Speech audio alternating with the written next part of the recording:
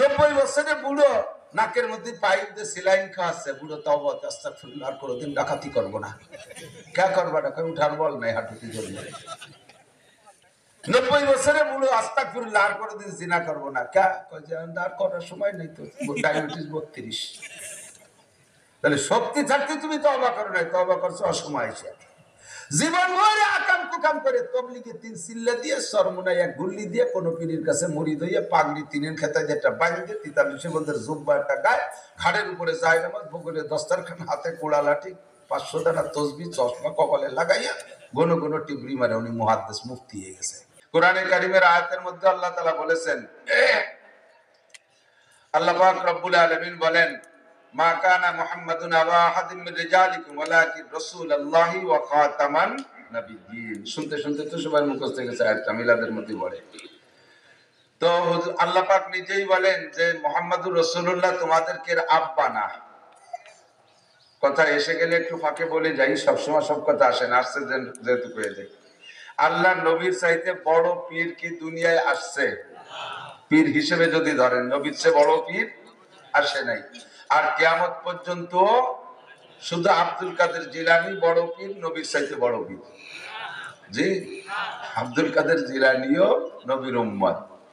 এমন কি হাদিসের মধ্যে আছে, ইবনে মাজাহ আছে, বুখারী শরীফে হাদিস আছে, হুজুর বলেন, আমি নবী হয়ে আসার পরে যদি আদম থেকে নিয়ে ঈসা পর্যন্ত সমস্ত নবী রাসূলকে আবার আল্লাহ তাআলা পাঠায় দেন, আমি নবী হওয়ার পরে, আমি বেঁচে থাকি আর মারা যাই, আমি নবী হয়ে নবুয়তি পাওয়ার পরে যদি সব নবী রাসূলকে আল্লাহ ফরজান ধরে নাও, আবারও যদি দুনিয়ায় পাঠায় দেয়, পাঠানোর ক্ষমতা তো আল্লাহর আছে, যেমন ঈসা আলাইহিস সালামকে পাঠাবেন, সব নবী রাসূলকে যদি আল্লাহ তাআলা আবারও দুনিয়ায় পাঠায় দেয়, তাহলে সমস্ত নবী রাসূল যার যার কিতাব আর যার যার শরীয়তের দাওয়াত দিতে পারবে না। সকলের উপরে ওয়াজিব আমাকে নবী বলে স্বীকার করে আমার কলেমার দাওয়াত, আমার কোরআনের দাওয়াত দিতে হবে, আমার উম্মত হিসেবে বশ্যতা স্বীকার করতে হবে। তাহলে হুজুর শেষ নবী, এটা কোরআনেও বলেছেন, নবীও বলেছেন, সাহাবায়ে কিরাম জানেন। তাহলে আগের নবীরা উম্মতকে বলে গেছে, আমার কাছে যতটুকু পাইছো পাইছো, আর যতটুকু বাকি থাকে পরের যে নবী আসতেছে ওনার কাছ থেকে নিও। কিন্তু যখন সাহাবায়ে কিরাম কোরআন আর হাদিস দিয়ে জানলেন যে হুজুরের পরে আর কোনো নবী আসবে না, কাজেই আমাদের যা জানা দরকার এই হুজুরের কাছ থেকে জানিয়ে রাখতে হবে, ঠিক না? বক্তারা ধারাবাহিক এখন থেকে বয়ান শুরু করলাম, আমার কাছ থেকে যেটুকু শুনছেন মনে অনেক দাবি আজকে এত এত শুনবো, তা আমি যতটুকু পারছি বললাম, বাকি আমার সময় শেষ চলে যাওয়ার আগে বললাম পরবর্তীতে বক্তা আসতেছে, উনি বাকিটুকু বলবে। আপনারা সেই অপেক্ষায় থাকলেন, এই করতে করতে করতে করতে শেষ বক্তা এসে গেল। এখন দেখেন যে মনের অনেক কথা বাকি রয়ে গেছে। সেই সময় মনের মধ্যে একটু খারাপ লাগে, এই কথাগুলো কিভাবে শুনবো।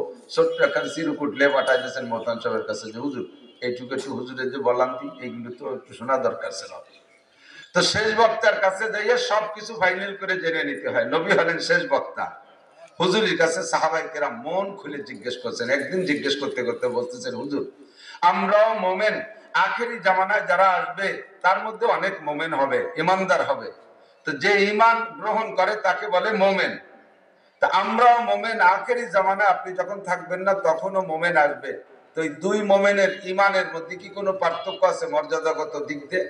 কাদের ইমানের দাম আল্লাহর কাছে বেশি?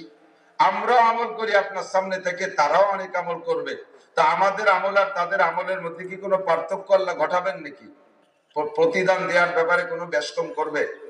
হুজুর বললেন, দারুণ একটা প্রশ্ন করেছো, তোমরা যারা আমার সামনে বসে আমাকে দেখে দেখে, আমার নুরানি চেহারা দেখে তোমরা পাগল হয়ে মোমেন হয়ে গেছো।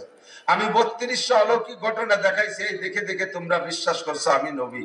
আমি আকাশে আঙ্গুল দিয়ে ইশারা দিয়ে চাঁদটাকে দ্বিখণ্ডিত করে জমিনে নামাইছি, এ দেখে তোমরা বিশ্বাস করছো আমি নবী। আমি একটা গাছকে যদি ডাকবে, গাছ এদিকে গাছ শিকড় থেকে মরমর করে উঠে আমার কাছে চলে আসে, এবং খালি আসে না, সে আসার সময় কলেমায়ে শাহাদাত পড়তে পড়তে আসে। এদেরকে তোমরা বিশ্বাস করছো যে হ্যাঁ ইনি সত্যই নবী হবে, এভাবে তোমরা ঈমানদার। আর একটা সময় আমি থাকবো না, আর এই কিছুই দেখাইতে পারবো না, আমার উলামায়ে কেরামরা এই কিসসাগুলো উম্মতকে শোনাবে, আর তারা বোকার মতো শুনবে আর বিশ্বাস করবে। কানা আমিন। বিশ্বাস করেন না আপনারা? এই বিশ্বাসের পর তারা ঈমানদার আর তোমরা ঈমানদার, তোমরা ঈমান এনেছো নগদ দেখে দেখে, আর তারা ঈমান আনবে এই সমস্ত কিসসা শুনিয়ে।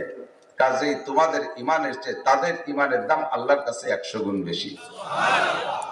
তোমাদের ঈমানের চাইতে আখেরি উম্মতের ঈমানের দাম 100 গুণ বেশি। এবং আমলের পার্থক্য কেমন? হুজুর বলেন তোমাদের আমল হচ্ছে তাদের আমলের পার্থক্য শুনে নাও।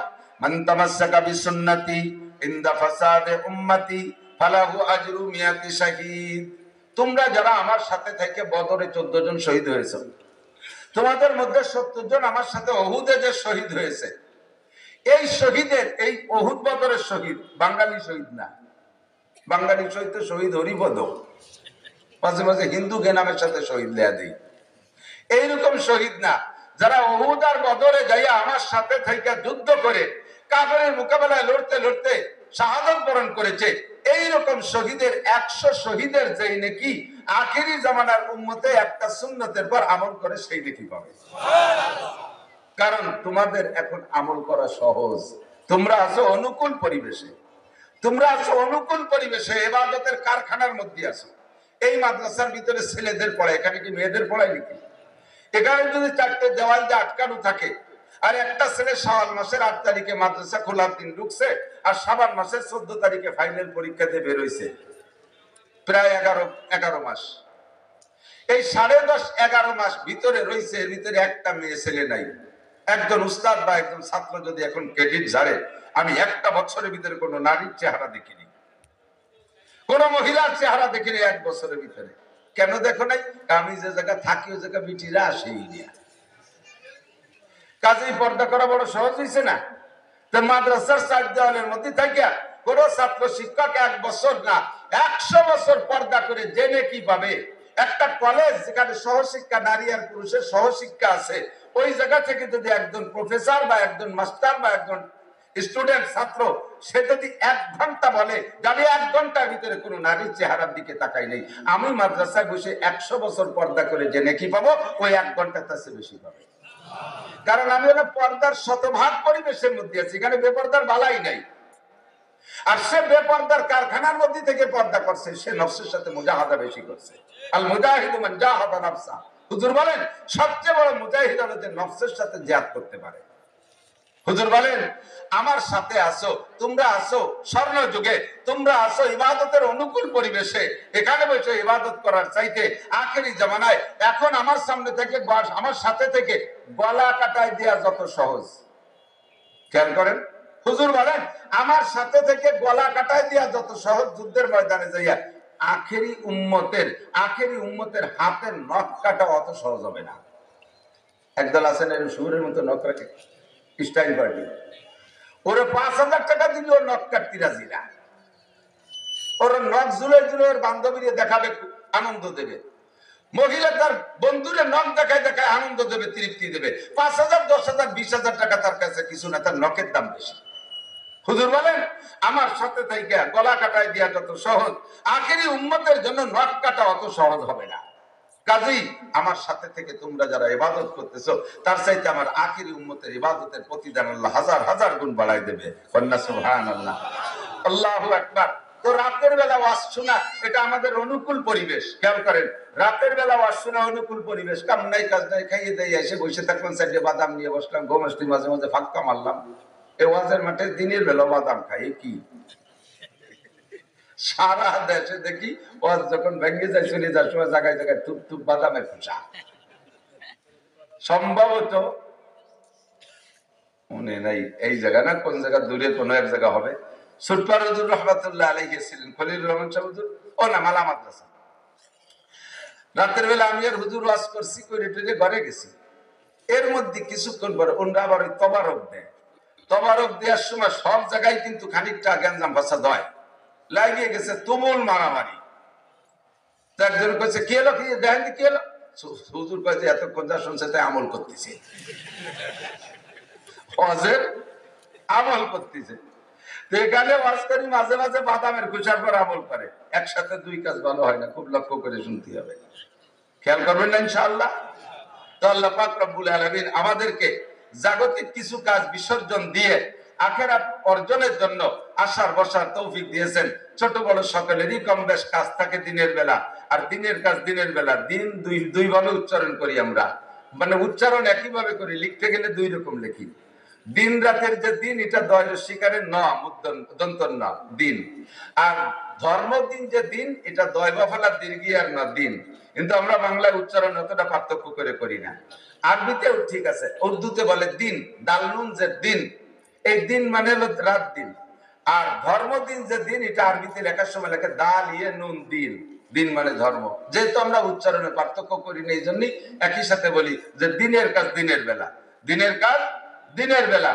বিসর্জন দিলে ইনশাআল্লাহ নেকি আমরা বেশি পাবো। আল্লাহ তাআলা আমাদের নসিব করে বলেন আমিন। সময় আসর পর্যন্ত অল্প কিছু আমলের কথা বলার চেষ্টা করবো ইনশাআল্লাহ। আল্লাহ পাক রব্বুল আলামিন বলেন, কুল, হে নবী উম্মতকে বলে দাও। এই কুল শব্দ কোরআন শরীফের ভিতরে খুঁজলে পাবেন 332 বার, 332 বার কুল শব্দ আসছে। যে বিষয়গুলো ইম্পর্টেন্ট ওইগুলো বলার জন্য আল্লাহ নবীকে আদেশ করছে, কুল এইটা বলেন, কুল ওইটা বলেন, কুল এইটা বলেন, কুল ওইটা বলেন, কুল আউযু বিরাব্বিন নাস, কুল আউযু বিরাব্বিল ফালাক, কুল হুয়াল্লাহু আহাদ, কুল ইয়া আইয়ুহাল কাফিরুন, কুল লা ইজতামাআতিল ইনসু ওয়াল জিন, কুল লাউ কানাল বাহরু মিদাদান লিকালিমাতি রাব্বি, কুল হাল ইয়াস্তাবিল লাযিনা ইয়ালামুনা ওয়াল লাযিনা লা ইয়ালামুন। এরকম করে 332টা কথা আল্লাহ তাআলা জরুরি মনে করে নবীকে অর্ডার করছে বলো। তার মধ্যে একটা কুল আল্লাহ পাক বলছেন, কুল নবী উম্মতকে বলে দাও, আতিউল্লাহ, তোমরা আল্লাহর হুকুমের অনুসরণ করো। খুব বুঝতে হবে এদিক তাকান। গতানুগতিক ভাবে কিছু কথা আমরা বলতে তাহলে থাকি যে কথাগুলোর ভিতরে আমরা কখনো ঢুকি না। অনুসরণ আর অনুকরণ একটা কথা বলি না, অনুসরণ আর অনুকরণ, অনুসরণ আর অনুকরণের মধ্যে পার্থক্য আছে। অনুসরণ মানে মনে করা, স্মরণ মানে মনে করা। আমি চক্ষু বন্ধ করে অনুসরণ করি আমার আব্বাকে। কি আব্বা কি করতেন? আব্বা দাড়ি রাখতেন, আব্বা সপ্তাহে একবার মোষ পরিষ্কার করতেন, আব্বা মাসে একবার চুল পরিষ্কার করতেন, আব্বা সপ্তাহে একবার নখ কাটতেন। চক্ষু বন্ধ করে এগুলো দেখি। আমার আব্বা এই টাইমে ভাত খাইতেন, আমার আব্বা এই টাইমে গোসল করতেন, আমার আব্বা এই টাইমে মসজিদে যাইতেন, এমন করে আব্বা ওযু বানাইতেন। এগুলো মনে করা, এগুলো মনে করা, এর নাম হলো অনুসরণ। এ মনে করে বসে রইলেন, করলেন না আপনি। আব্বা যা যা করতো এগুলো আপনি অনুসরণ করে মনে করে আপনি সেগুলো করলেন না, এর নাম হলো অনুসরণ। আর এই অনুসরণ মোতাবেক অনুকরণ, আব্বা যা করেছে তার কর্ম অনুযায়ী কর্ম করার নাম হলো অনুকরণ। এই কথাটা পার্থক্য করে বোঝার জন্য একটু অনুরোধ করতেছি। এর কথা বা কাজকে মনে করার নাম অনুসরণ, আর কথা বা কাজকে হুবহু করার নাম অনুকরণ। আল্লাহ পাকের কোন কথার অনুকরণ করা যায় না, কারণ আল্লাহ পাক কিছু করে দেখায় নাই। আল্লাহ নামাজ পড়ে দেখায় নাই যে তার নামাজ অনুযায়ী নামাজ পড়বো, রোজা রেখে দেখায় নাই যে তার রোজার অনুকরণ করব। আল্লাহ হজ করে দেখায় নাই তার হজের অনুকরণ করব। আল্লাহ নিজে হাতে যাকাত দিয়ে দেখায় নাই যে তার যাকাতের অনুকরণ করব। আল্লাহ দাড়ি রেখে দেখায় নাই যে দাড়ির অনুকরণ করব। আল্লাহ জামা টুপি পাগড়ি পরে দেখায় নাই যে তার অনুকরণ করব। তবে আল্লাহ পাক এগুলোর হুকুম করেছেন অনেকগুলো, কাজে আল্লাহর হুকুমের হবে অনুসরণ। বলেন আল্লাহর হুকুমের হবে অনুসরণ। আর অনুকরণ করব বিশ্বনবী মুহাম্মদ রাসূলুল্লাহ সাল্লাল্লাহু আলাইহি ওয়াসাল্লাম। হুজুর নামাজ পড়তে বলেছেন, নিজেও পড়েছেন, রোজা রাখতে বলেছেন, রেখে দেখাইছেন, হজ করতে বলেছেন, করে দেখাইছেন, দাড়ি রাখতে বলেছেন, রেখে দেখাইছেন, মেশক করতে বলেছেন, করে দেখাইছেন, পাগড়ি পড়তে বলেছেন, পরে দেখাইছেন, জামা টুপি দস্তারখান ইত্যাদি সুন্নাত হুজুর করতে বলেছেন, করেও দেখাইছেন। এজন্য আল্লাহ পাক বলেন, কুল আতিউল্লাহ ওয়া আতিউর রাসূল, হে নবী আপনি আপনার উম্মতকে বলে দেন আল্লাহর সমস্ত হুকুমের অনুসরণ করো, ওয়া আতিউর রাসূল, আর ওই অনুসরণ অনুযায়ী করতে হলে ওয়া আতিউর রাসূল, রাসূলের কাজ ও কথার অনুকরণ করো। আর কি এবার আমরা জিজ্ঞেস করতে পারি, আমরা বলতে পারি, অভিযোগ করতে পারি, সব অভিযোগ আর প্রশ্নের জবাব আল্লাহ ১,৫০০ বছর আগে কোরআনে কারিমে দিয়ে রাখছে। কিয়ামত পর্যন্ত যা ঘটবে সব আল্লাহ জানে কি জানে না? ঘটাবেন তো আল্লাহ, কাজী সবই আল্লাহ অ্যাডভান্স জানেন, কখন কোথায় কি হবে সব জানে। নবী পাক যখন বয়ান করতেন মাঠটা থাকতো খোলা, খোলা মাঠ। এই খোলা মাঠে হুজুর বয়ান করতেন, পিছনে জায়গার অভাব থাকতো না, খোলা মাঠ, এরকম বান্দা প্যান্ডেল না। সাহাবায়ে কেরাম আসবে আর বসবে, আসবে আর বসবে, যত জায়গা লাগে সব পিছনে রয়েছে। কাজে এই আয়াতটা ওই সময় অতটা দরকার হতো না, খোলা ময়দানে বয়ান করার সময়।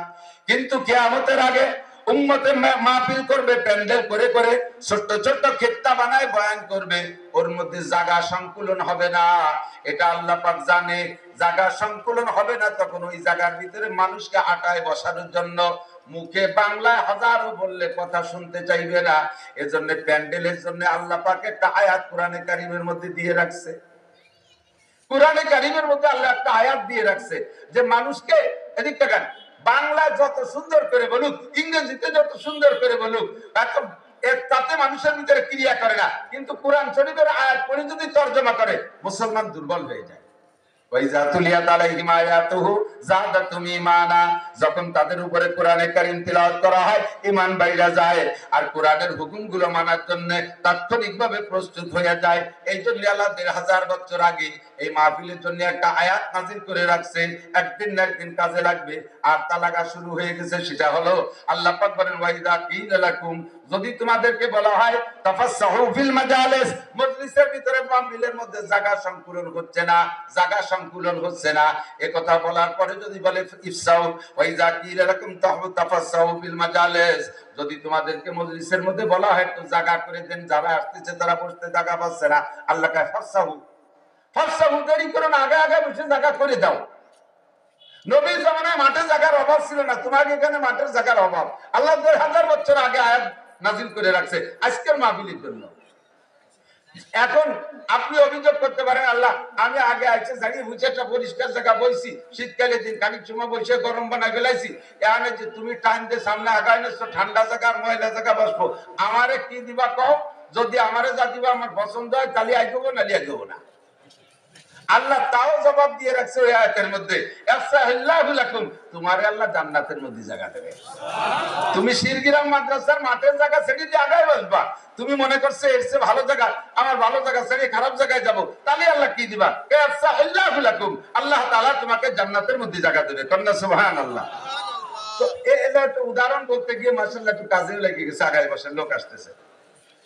আমি বলতে চাইছি এটা কিয়ামত পর্যন্ত যা লাগবে সব কোরআন শরীফে আছে না নাই? আরে বলেন না, আছে না নাই? ব্যক্তি জীবনের সংবিধান কোরআনে আছে, আপনার ব্যক্তিগত জীবনটা কিভাবে চালাবেন কোরআনে আছে। বুঝে বুঝে জবাব দেবেন, বাতাস দিও না, নড়াচড়া করেন না, সবাই কম কামাই বেশি। ব্যক্তি জীবনের সংবিধান কোরআনে আছে না নাই? যদি কোরআনে না থাকে তাহলে কোরআনকে বোঝানোর জন্য, ব্যক্তি জীবন বোঝানোর জন্য নবী পাক সাল্লাল্লাহু আলাইহি ওয়াসাল্লাম আমাদের জন্য হাদিস রেখেছেন। তাহলে আমরা বলবো ব্যক্তি জীবনের সংবিধান কোরআন হাদিসে আছে না নাই? পারিবারিক জীবনের সংবিধান যা লাগবে কোরআনে আছে না নাই? একটু আছে বললে আপনি সাক্ষী দেন, আপনি ইমানদার বলে সাব্যস্ত করেন। চুপ করে বসে থাকলে বোঝা যাবে যে আপনার মধ্যে সন্দেহ আছে, না আপনি বিশ্বাস করেন না যে কোরআন হাদিস ব্যক্তি জীবনের পূর্ণ জীবন চালানোর মতো সংবিধান দিতে পারে না। তারপরে পরিবার জীবন চালাইতে কোরআন হাদিসের পূর্ণ সংবিধান দিতে পারে না। আপনার মধ্যে এই সন্দেহের ভাবটা আসবে। ব্যক্তি জীবন, পরিবার জীবন পূর্ণ চালানোর জন্য কোরআন হাদিসের সংবিধান আছে না নাই? সামাজিক জীবন চালানোর সংবিধানও কোরআনে হাদিসে আছে। তারপরে অর্থনীতি পরিচালনা করবেন কিভাবে, আপনি ধনী হবেন, গণী হবেন, বিশাল শিল্পপতি, কোটিপতি হবেন, সবকিছুর সংবিধান কোরআন হাদিসে আছে। আছে না নাই? রাজনীতি কোরআনে আছে না নাই? আছে। এই জায়গা করতে গেলে অর্ধেক হয়ে গেলেন যে। যদি কোরআন হাদিসের রাজনীতি থাকে তাহলে কোরআন হাদিসের রাজনীতি মসজিদে বসে করবো, আপনি ঠেয়াবেন কেন? মসজিদে কোরআন হাদিসের আলোচনা, রাজনীতির আলোচনা উঠাইলে স্টাডিও এই কোরআন হাদিসের ইসলামী রাজনীতির বিরোধী যারা আছে, জেনারেল রাজনীতির, তারা মসজিদের মধ্যে রাজনীতি করবেন না। কেন করবো না? কেন? হ্যাঁ, মসজিদের মধ্যে রাজনীতি চলবে না, তোমার পচা রাজনীতি চলবে না, তোমার মানবরচিত রাজনীতি মসজিদে চলবে না। নবী পাকের সংসদ ভবন ছিল মসজিদে নববী, নবী পাকের হাইকোর্ট ছিল মসজিদে নববী, নবী পাকের বিশ্ববিদ্যালয় মসজিদে নববী, নবী পাকের কলেজ মসজিদে নববী, নবী পাকের হাই স্কুল মসজিদে নববী, নবী পাকের প্রাইমারি স্কুল মসজিদে নববী, নবী পাকের মাদ্রাসা মসজিদে নববী, নবী পাকের জেলখানা মসজিদে নববী। সাহাবী একজন যুদ্ধে যায়নি, তারে ধরে খুঁটির সাথে, মসজিদের খুঁটির সাথে বাইরে দিতে 40 দিন। মসজিদে নববীর খুঁটির সাথে 40 দিন বেঁধে রাখছে। 40 দিন পরে ওই লোক তার কান্নাকাটিতে তার তওবা কবুল করছে, আল্লাহ তাআলা তার তওবা কবুল করে আয়াত একটা নাযিল করে দিয়েছে। তাহলে আমি এটা কেন করব না? তাহলে আমার রাজনীতি জীবনে যত সংবিধান লাগবে তাও কোরআন হাদিসে আছে না নাই? আমার আন্তর্জাতিক নীতিতে যা লাগবে তাও কোরআন হাদিসের মধ্যে চলে আসছে। কাজেই কোরআন হাদিসকে সামনে রেখে চললে ব্যক্তি জীবন থেকে নিয়ে আন্তর্জাতিক জীবন পর্যন্ত কোন জায়গায় মাইর খাবেন না, সব জায়গায় লাভবান হবেন ইনশাআল্লাহ। সত্য করে একটু বলি, প্রমাণ করি। আপনারা যারা এখন নিয়োজিত পাচ্ছেন, সবাই টেলিভিশন খুললে পাইতেছেন, ফেসবুক খুললে পাচ্ছেন, ইউটিউব খুললে পাইতেছেন, গুগলে সার্চ দিলে পেয়ে যাচ্ছেন, বিভিন্ন মিডিয়ায় আসতেছে। আফগানিস্তানের অবস্থা দেখেন, সারা পৃথিবীর ভিতরে সম্পূর্ণ কোরআন সুন্নাহ অনুযায়ী একটা দেশই মাত্র চলতেছে, সৌদি আরবও নাই, জায়গায় জায়গায় দুই একটা আছে সৌদি আরবে, বাকি পূর্ণ ইসলাম সেখানে বাস্তবায়ন হচ্ছে না।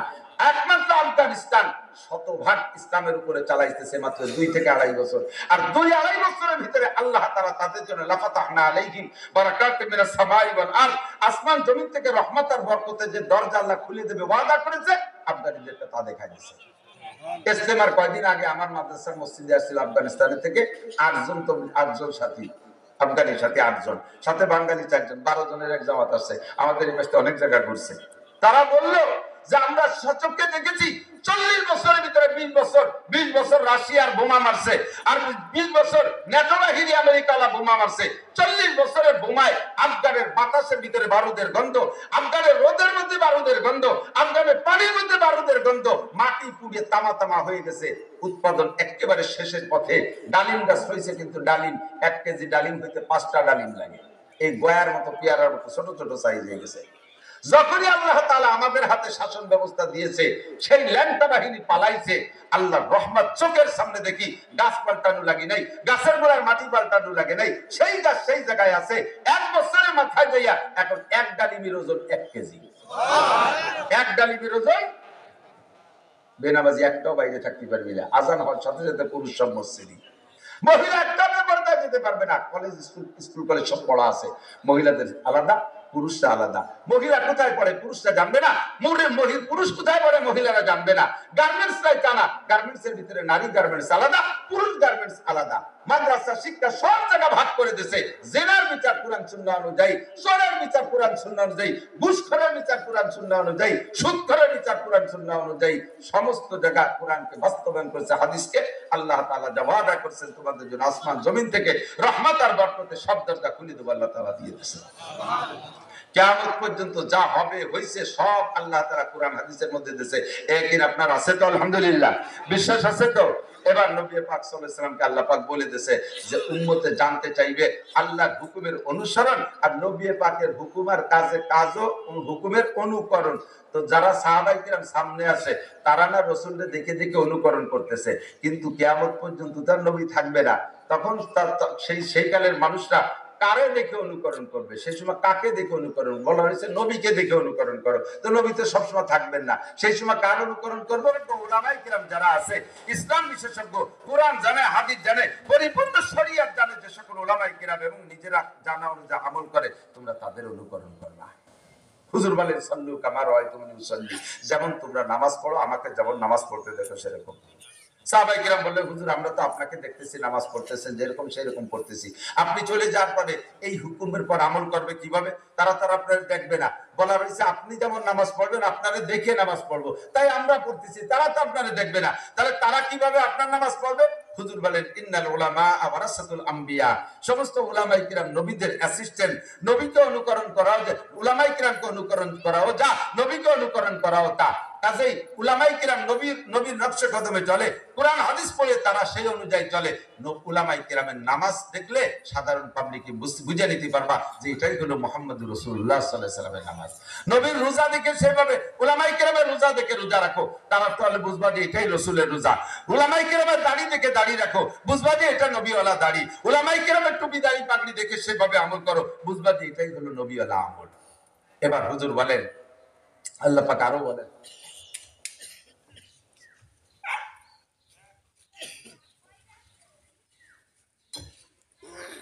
কুল নবী আরেকটা কথা বলে দাও উম্মতকে। তাহলে আমরা শুরু থেকে ওই কথা ফিনিশিং দিয়ে আসি। আমরা অনুসরণ করব কার? অনুকরণ করব কার? মুহাম্মদুর রাসূলুল্লাহ, মুহাম্মদুর রাসূলুল্লাহ সাল্লাল্লাহু আলাইহি ওয়াসাল্লাম। ঠিক আছে তো? নবীকে এখন দেখতেছি না, এখন অনুকরণ করব কার? আহলে হক উলামায়ে কিরামের। বলেন কার? আহলে হক উলামায়ে কিরামের। জীবন ভরে সুদ খাইছি, ঘুষ খাইছি, বিভিন্ন সেক্টরে চাকরি করছি, দুর্নীতি যতদূর বাহুতি কোন হয়েছে আল্লাহর ফজলে ছাড়ি নেই। যখন রিটার্ন হয়ে গেছে সেই সময় তওবা করছে। পুলিশের চাকরি টাকরি করে পেনশন এসে আস্তাগফিরুল্লাহ কোনোদিন ঘুষ খাবো না। কে খাবো না? কয় চাকরি ছুটি গেছে। চাকরি থাকতে তুমি তো মেম্বারটা ফেল করে কয় আর কোনোদিন ওই বিজিএফ কাটবে সেটা খাবো না। কে খাবো না? কয় 6 ভোটে ফেল করছি। তাহলে পাশ করলে তুমি তো অবৈধ না। 90 বছরের বুড়ো নাকের মধ্যে পাইপ দিয়ে সেলাইন খাওয়াচ্ছে, বুড়ো তো অবৈধ। আস্তাগফিরুল্লাহ আর কোনোদিন ডাকাতি করবো না। কে করবা না? কয় উঠার বল নাই হাঁটুটি জন্য।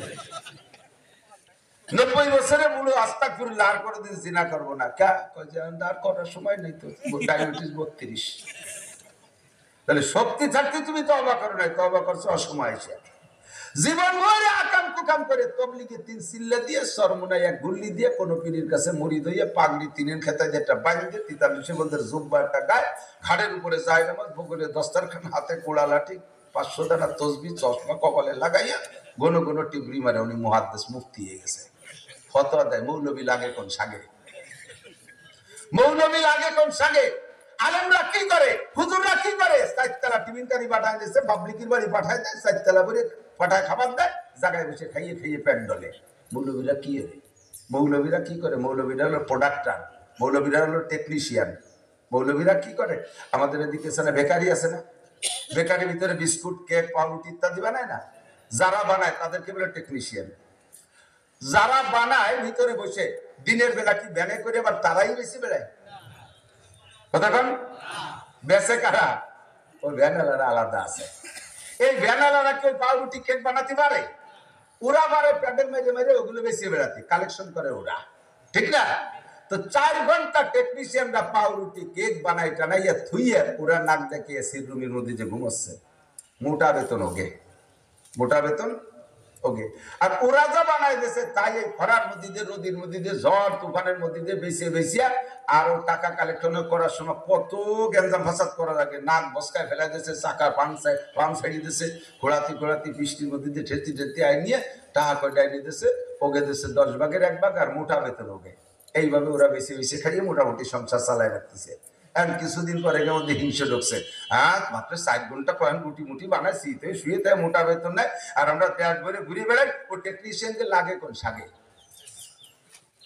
টেকনিশিয়ানকে লাগে কোন সাগে? টাকা তো আমরা কামাই করি, বাড়ি বাড়ি দাঁড়িয়ে দাঁড়িয়ে দোকানে দোকানে যাবে, ঝড় বৃষ্টি উপেক্ষা করে সবকিছু আমরা করে নিয়েছি। উন্ডা যে 3-4 ঘন্টা একটু বিস্কুট বানায় শীতে শুয়ে দেয় আর মোটা বেতন নেয়, ওকে লাগে কোন সাগে? এইগুলো যদি বেশকি বাড়ে তাহলে কেমন লাগে কোন তো দিই? তা ঠিক আছে, তোকে যদি খারাপ লাগে তাই তুই রুটি বানায় খা, তোরা কেক বিস্কুট বানায় না, তা তো পারবা না বানাতে। কথা বল না কেন? তোরা তো তা পারবি না, বানাবি তো এরা, বেশপি তোরা। যদি তোদের বেশপিও খারাপ লাগে, রেজের পর অভিযোগ লাগে, যা ব্যান খান তুই বাড়ি যা। যদি গেটি গুল্লি দিয়ে খেদায় দেয় তারপরে করি খাবি নাকি? গেটি গুল্লি দিয়ে যদি তাড়ায় দেয় যে তোর বেশি খারাপ লাগে, টেকনিশিয়ানদের উপর অভিযোগ, মালিকদের উপরে অভিযোগ, উনি বৈষম্য করে, তাহলে যা বের হয়, আমার এখানে মাল তৈরি হবে, যার দরকার সে নিয়ে যাবে।